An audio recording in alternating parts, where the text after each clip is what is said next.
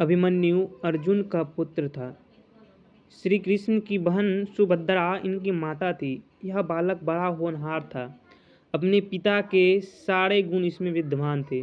स्वभाव का बड़ा क्रोधी था और डरना तो किसी से इसे जाना ही नहीं था।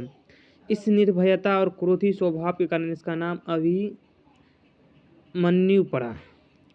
अर्जुन ने धनुर्वेद का सारा ज्ञान इसको दिया था।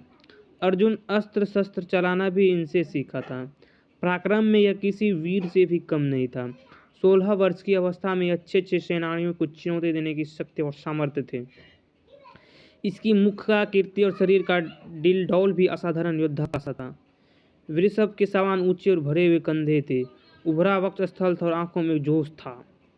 महाभारत का भीषण संग्राम छिड़ा हुआ था। पितामह धराशायी हो चुके थे। इनके पश्चात गुरु द्रोणाचार्य ने कौरवों का सेनापतित्व संभाला था।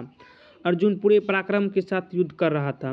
प्रचंड अग्नि के समान यह वह बाणों की वर्षा करके कौरव सेना को विचलित कर रहा था।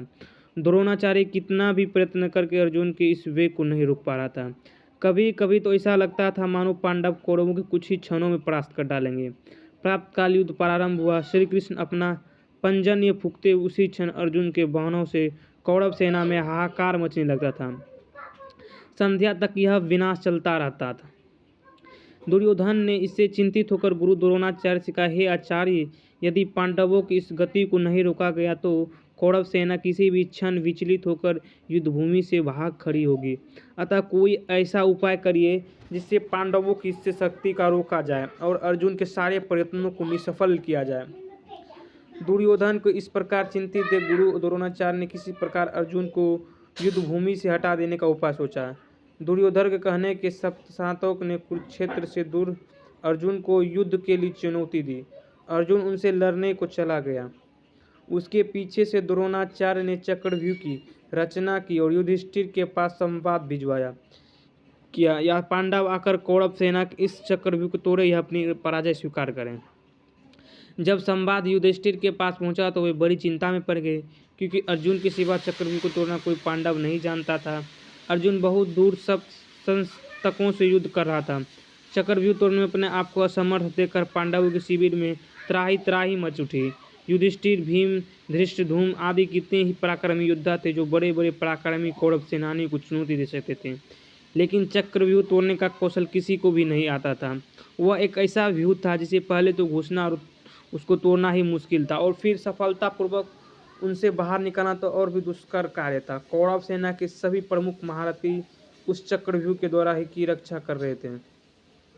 जब सभी विकिंकत युद्ध के सभा में बैठे हुए थे और अर्जुन के बिना सिवा इसके वे अपना पराजय स्वीकार कर ले, कोई दूसरा उपाय उनसे नहीं सूझ पड़ रहा था, अभिमन्यु वहाँ आया और सभी को गहन चिंता में डूबा हुआ पाकर युधिष्ठिर से पूछने लगा कि चिंता का क्या कारण है। युधिष्ठिर ने सारी बात बता दी। उसे सुनकर वह वीर बालक अपूर्व साहस के साथ बोला, आर्य, आप इसके लिए चिंता ना करें। दुष्ट कौरवों का यह षड्यंत्र किसी प्रकार भी सफल नहीं हो सकेगा। यदि अर्जुन नहीं है तो उनका वीर पुत्र अभिमन्यु तो यहाँ है। आप दुर्योधन को चुनौती स्वीकार कर दीजिए, मैं चक्रव्यूह तोड़ने के लिए आऊँगा। अभिमन्यु की बात सुनकर सभी को आश्चर्य होने लगा। एक साथ सबकी नीचे झुकी हुई गर्दनें ऊपर उठी, और फिर भी युधिष्ठिर ने इसको अभिमन्यु की नादानी ही समझा। उनसे पूछा, बेटा, तुम्हारा पिता अर्जुन के सिवा इसमें कोई भी चक्रव्यूह भेदना नहीं जानता, फिर तुम कैसे इसको भेदन कर सकते हो? हाय अर्जुन होता तो यह अपमान ना सहना पड़ता। संध्या काल तक भी यह गांडी वंदना नहीं आ सकेगा, और पांडवों की यह सेना जिसको लेकर वह प्रचंड वीर अभी तक युद्ध करता रहा, अपने अस्त्र डालकर कौरवों से पराजय स्वीकार कर लेगी। हाय क्रूर विधाता! यह कहकर युधिष्ठिर अधीर होते। उसी क्षण अभिमन्यु ने सिंह की तरह गरज कर कहा, आर्य, आप मुझे बालक ना समझे, मेरे रहते पांडव को कौरव कभी नहीं मिट सकता।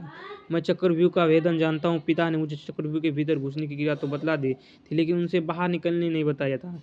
आप किसी प्रकार चिंता ना करें, मैं अपने पराक्रम पर विश्वास करके चक्रव्यूह को तोड़ूंगा और उससे बाहर भी निकल आऊँगा। आप चुनौती स्वीकार कर लीजिए और युद्ध के लिए मुझे आज्ञा देकर शंख बजा दीजिए। उस दुर्योधन का संदेश भिजवा दीजिए कि वीर धनंजय का पुत्र अभिमन्यु उनकी सारी चाल को निष्फल करने के लिए आ रहा है। कितनी ही बार अभिमन्यु ने इसके लिए हठ किया, परिस्थिति भी कुछ ऐसी थी। युधिष्ठिर ने उसको आज्ञा दे दी। अभिमन्यु अपना धनुष लेकर युद्ध भूमि की ओर चल दिया। उसकी रक्षा के लिए भीमसेन, धृष्टद्युम्न और सात्विक चले। चक्रव्यूह के पास